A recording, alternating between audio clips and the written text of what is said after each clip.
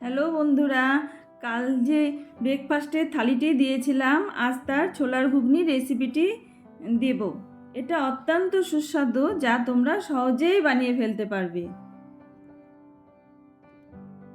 প্রথমে আমি নিয়েছি সেদ্ধ ছোলার আলু, আর আছে তেজপাতা, শুকনো লঙ্কা, গোটা গরম মশলা, গোটা জিরে, কিছু কুচানো পেঁয়াজ, আদা রসুন পেঁয়াজের পেস্ট, আর কিছুটা দই।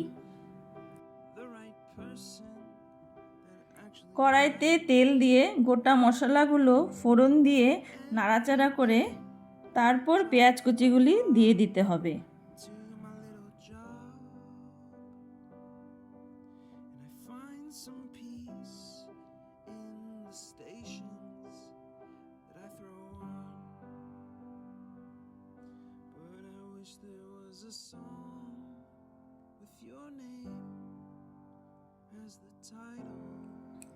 পেঁয়াজ হালকা ভাজা হলে বাটা মশলা দিয়ে দিতে হবে।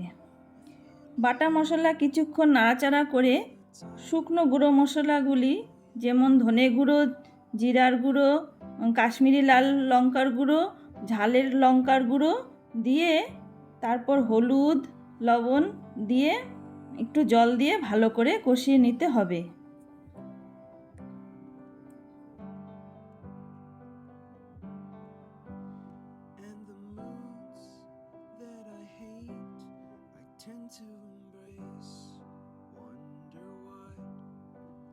I'm so opposite, I'm so backwards and upside down. I'm such a clown, but I've got no frown on my little face.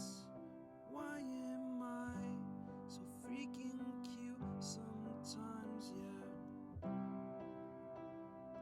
I'm such a drama queen, I'm such a drama queen.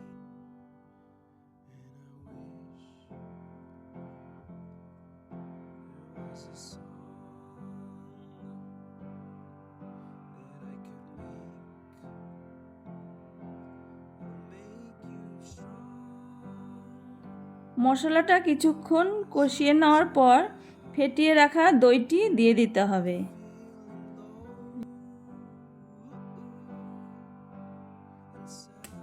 দই দিয়ে আরও কিছুক্ষণ কষাতে হবে।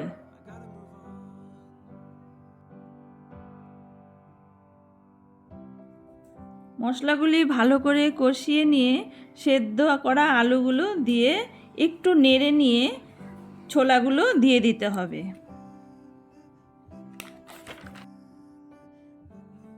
তারপর গরম জল দিয়ে কিছুক্ষণ ফুটাতে হবে।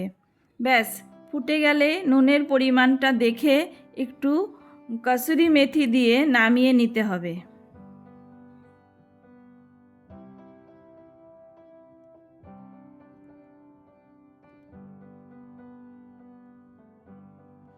Wish that I could cough out my emotions in a healthy manner and just become the right person that actually matters. তারপর গরম গরম পরিবেশন করুন লুচি কিংবা পরোটার সাথে। ভিডিওটি যদি আপনাদের ভালো লেগে থাকে পাশে থাকবেন, লাইক করবেন, শেয়ার করবেন, কমেন্ট করবেন। Thank you.